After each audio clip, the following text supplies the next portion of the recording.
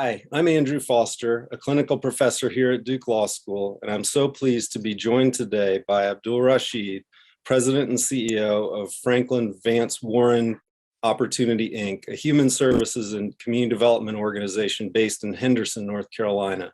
A founding father of the community economic development movement in North Carolina and nationally, Abdul is truly a transformational community leader. Across his long and illustrious career, he has helped to found and support dozens of local nonprofit organizations, served on numerous boards of directors, and founded and led several statewide initiatives, including the North Carolina Association of Community Development Corporations, the North Carolina Community Development Initiative, and Initiative Capital.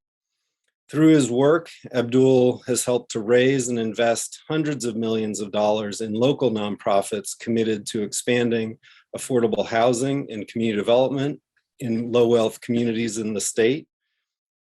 And through his advocacy, he has helped to leverage billions of dollars in private capital to invest in first-time home ownership, affordable housing expansion, commercial real estate development, and community development projects across the state and the region. Abdul, thanks so much for making the time to talk with me today. Thank you, Andrew, and it's always a pleasure to be with you and to talk about work that we've done together. And, it sounds amazing, these things you just stated about what limited success we've had. When you talk about millions of dollars and billions of dollars, it sounds like a lot, but the truth is we only scratched the surface in terms of the need. And I know I've been blessed to just be a small part of trying to help respond to that critical need in our communities and neighborhoods. So I'm happy to be here. Well, we're all certainly blessed that you've assumed the responsibility of leading so much of this work. So thanks for all you've done. You've obviously done a lot, but one of the sort of common themes, I think, of so much of your work has really been to center community in the control of the organizations and institutions that impact the lives of residents. And I wondered if you could just talk a little bit about kind of this idea of power, which is something that often we're scared to talk about, but is really essential, and why you have felt like it's so important to put community at the center of institutions and organizations.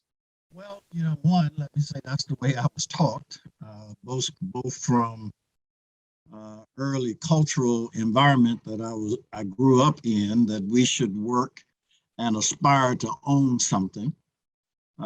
Two, certainly through both my business curriculum and graduate school curriculums, we were taught that ownership is critical. But also, as we think about this being a democracy based on a capitalistic system, that in order to have real presence, if you will, you need to own something. And when we can assist and encourage and enable individuals and communities to have an ownership stake in the communities in which they live, the futures that they aspire to, etc., they take a whole different attitude about those assets, that ownership. They have a different discipline about it. They have a different meaning of sacrifice in order to retain and gain that ownership. They have a different sense of struggle to sustain and maintain that ownership. And just anything won't go if you own something. If you own something, you just have a whole different perspective about it. And in this great country of ours, the one thing that we as individuals control is primarily our vote and our dollar. And if we can, in fact, leverage the dollar and the vote toward enabling us to participate in this democracy and capitalistic system as a full-fledged member, there has to be some ownership in there somewhere. Otherwise, you're at the mercy of those who do own whatever that asset is. So we've always been taught that in order for us to exercise our full right as a citizen in this democracy, we should be trying to have ownership. So we think poor people, limited resource persons, should at least have the opportunity to own where they live, the places in which they live, that they should be able to have some meaningful input into the quality of life that they aspire to as part of this great promise called America. As you think about that idea of ownership and control and how that connects to the opportunity to control your life and to maximize your opportunity, much of your work, obviously earlier in your career, was at the statewide and sometimes the national level. And now with Franklin-Vance-Warren opportunity, you're working in a 4-county, much more localized region. What do you see as the differences, maybe the particular challenges and opportunities of pushing this ownership agenda at the local level, given where you sit now? The outcome or ultimate objective is the same. It's just dealing with the local politics and local relationships that make it much more challenging and engaging when you're operating at the local level, because you see the people in the grocery store, you see them in the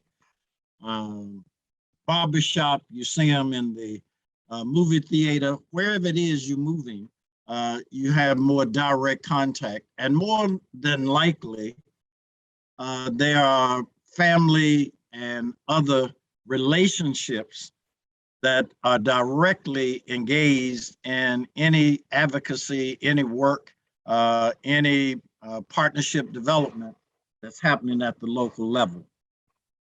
So that makes it a little bit more engaging. You would think it would make it easier, but that's not necessarily always the case. But at least and have access generally to the actors and decision makers because we are operating at a local community level. Getting people, organizing and mobilizing people at the local community level sometimes can be easier, then other times it can be more challenging, particularly when certain forces line up either for or against whatever it is you're working for. So, it's interesting, and you're right. My whole career has been at a state or national level in terms of where I was operating. This is like brand new work for me and a brand new learning experience for me, actually dealing with local powers that be and local relationships. In some instances, it creates unrealistic expectations of me. And in other situations, it totally does not give credence to the fact that some of this stuff I've seen at least 10 times before in different environments all over this country, but really trying to accomplish the same end. And sometimes folks don't want you to bring that kind of knowledge and experience to the table because they feel like it then either interferes with their agenda or it in some way sheds light on their lack of knowledge about a particular issue. So it's a interesting engagement. The good news is I think it's all fun and the right thing to do. Most days, there are some days I wish I didn't show up, but most days it's just still a very exciting and wonderful opportunity to be engaged and trying to help move us forward as people and as a society toward what I like to call the beloved community. A lot of the strategy that you're using now with Franklin-Vance-Warren opportunity in working towards building that beloved community is a real focus on early childhood development and affordable housing. And one of the things I've always appreciated, and I certainly learned from you, as sort of central to the work of community economic development, is something you mentioned early in our conversation: the focus on assets and asset-based development. Yes. And I'm curious, given where you sit, both in your current role and thinking back over your career, I mean, how do those two things, early childhood development and affordable housing, fit in this sort of theory of change of asset-based development? The number one asset that we have is people. If we can maximize the potential of individuals, families, communities, in terms of providing the educational base that they need in order to pursue their full potential, then they become the investors, if you will, in the future for their generation. So early childhood education, all of the literature, all of the science, all that we know about human development says that education is key and critical to the onward evolution of our society, be it medicine, science, politics, law, whatever it is. It's because we fully develop our human assets that will continue to develop and evolve the science of whatever particular subject area we're pursuing. So for us here in Vance County, and now for 50 plus years as part of the war on poverty, Head Start and early childhood development has been a major project activity of community action agencies. So I'm actually excited about the fact that we have 500 plus kids, young people and their families in 5-star centers in all 4 of the 4 counties that we have responsibility for. So we're going to maintain that investment in these children and their families because they clearly represent the number one asset toward future quality of life for themselves individually, for their families, for their communities, for our cities, for our state, for our nation, and for the world. Affordable housing, on the other hand, is that tangible asset that speaks to acquiring and controlling your own living environment, but also it has proven to be, for most individuals, the first accumulated wealth or accumulated dollars that can be transferred generationally.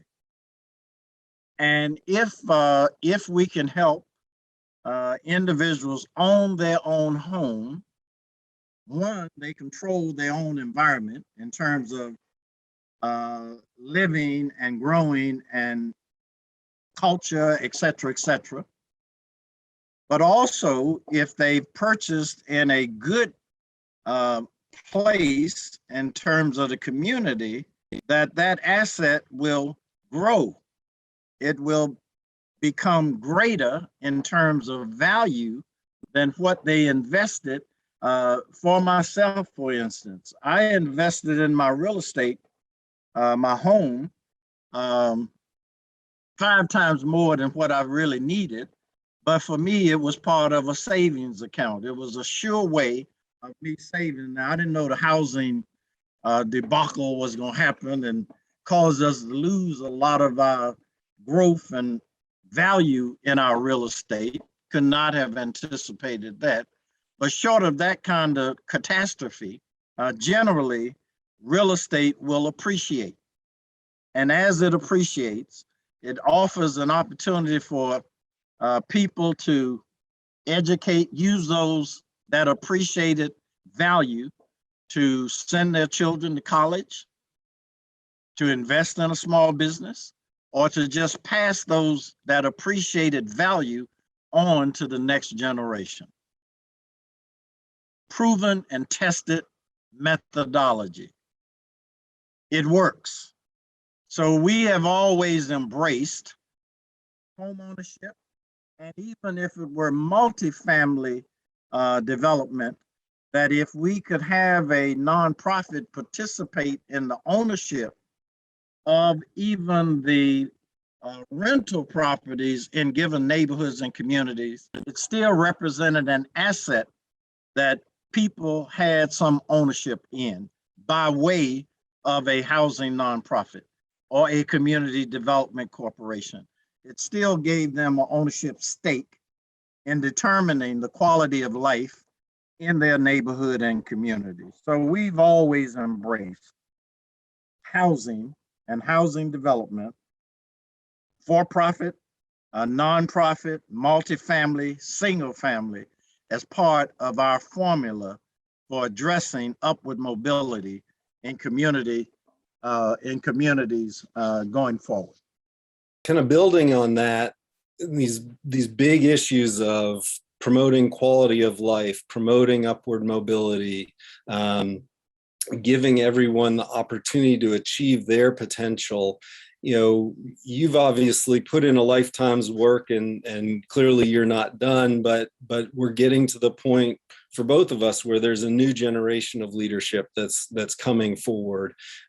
Thinking about all you've learned to this point, what are one or two things that over the next 10 or 20 years you think those next leaders, the people who are going to push the work of promoting equity and inclusion and opportunity forward, what do you think should be at the forefront of their agenda?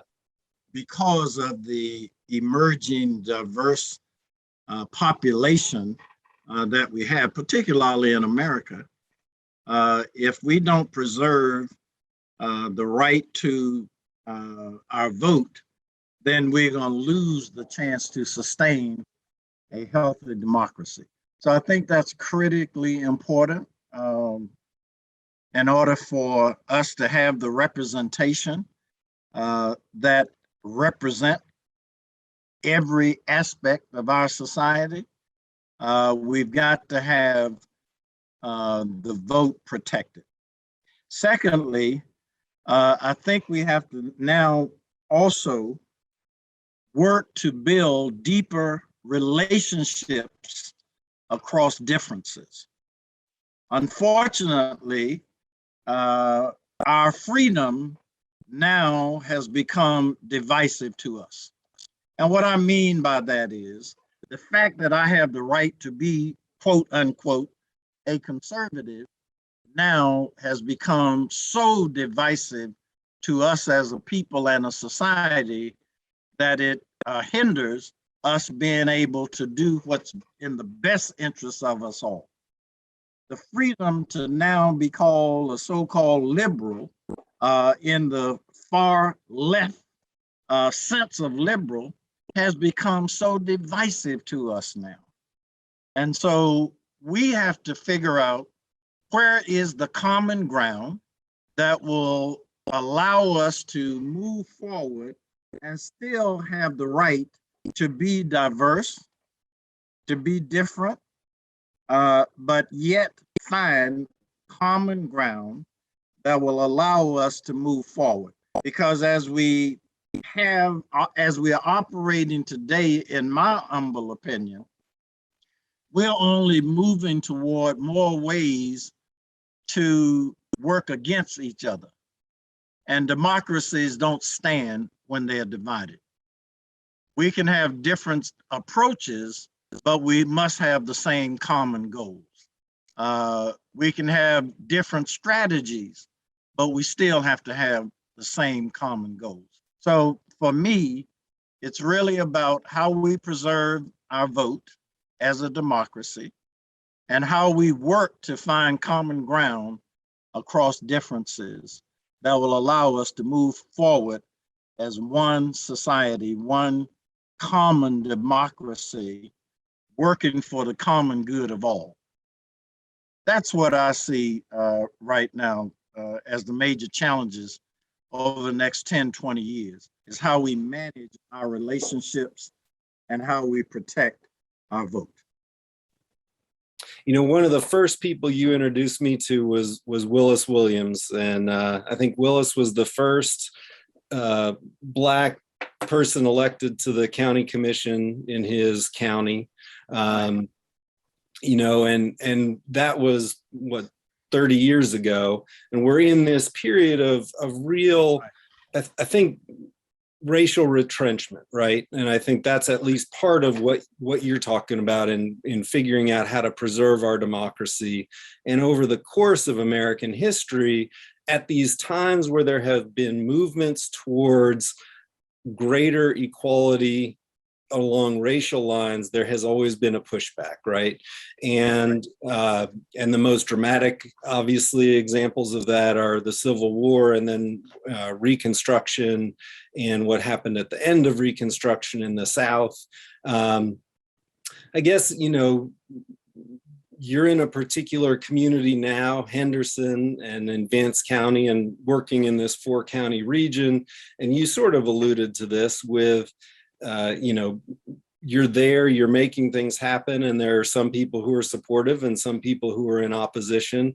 And I guess I'm just wondering, how do you think about finding this path forward where we do find a way across our differences, when it feels a little bit to me like the challenge is one group is saying, there is space at the table for all of us as humans. And there is another part which says the table is already full of the people that we define as humans, and it's not getting any bigger. That seems like a really hard set of differences to reconcile. And I'm curious how you think about that. Well, you know, it is the reality that we've created. And I think about it in the sense of we've allowed ourselves to sort of move back into these silos. It's gonna take it took big people with strong values, strong will, courage, clear intentions, in order to move us beyond those critical times in history. It's no different today. You're going to see emerging young people who have, in fact, been enculturated in ways that it won't be acceptable to them to have to live in this divided, unequal society as the norm. They gonna require more. They've grown up a little different than me. I started in a segregated, totally separate, for the most part, just black and white society. And some felt that that would never change, that that was the order of the world, and it should be and would be always the case. Well, no, that wasn't the natural order of things. And out of that reality grew leadership, values, examples, courage, sacrifice that led us to a stronger democracy. That democracy is being challenged now, but I'm just one to believe that the natural nature in which we're created is stronger than those evil forces that tend to creep into our psyche, into our spirits, that would cause us to want to allow power and authority and selfishness and all that kind of stuff to rule the day. I just have a greater confidence in the spirit of human beings and humane society to say that the young generations that we and you and I have birthed, that I think that they will show and go in a different direction because of the manner in which they've been enculturated and the growth opportunity that they've had together to understand how much they have in common as opposed to different. And I think that ultimately will rule the day. Here locally, that's the same thing. I'm an old rooster in the barn. I describe myself as a conservative, progressive liberal with a one God, one humanity kind of value system. But I'm a conservative, but I'm also a progressive liberal. And I believe in one humanity, as we all, in fact, the same, having the same ultimate goals and aspirations, coming from the same humble beginning. So that's where I am, and I believe that. And I'll continue to hold that belief until you all spread my ashes someplace on this planet Earth. I hope that's a long time from now, but that is me too.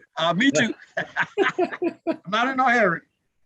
That is a hopeful and beautiful place to start wrapping this up. So, this work that you've done of playing your part in building the beloved community is hard and taxing, along with being joyful work. I'm curious, what calls you to this work and what sustains you in it over this long period?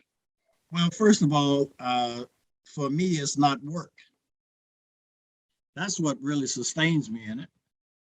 It's really passion. It's really my passion. And if it were work alone and if it were based on salary alone, I'd never get out of bed. This isn't work for me. It's a joy to get paid to do what I do.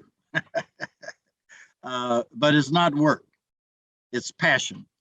And thank God for using me in the manner in which I've been used in my life walk.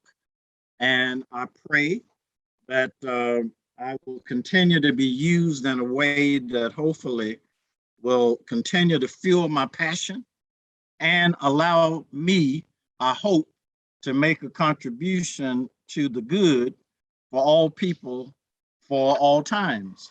So what sustains me is this stuff is fun. I enjoy working with an Andrew Foster. I enjoyed working with a Debbie Warren. I enjoyed working with a Don Saunders and a Dick Taylor and Jim Holshouser. And I could go on, and Dan Blue. And all the people I've had a chance to work and learn from has been a joy for me. And it has fueled my passion to want to even do more as I learn from you and others about what really has meaning in this life. So what fuels me, Andrew, is my passion for and the joy that I get out of our small victories. And they've been small victories.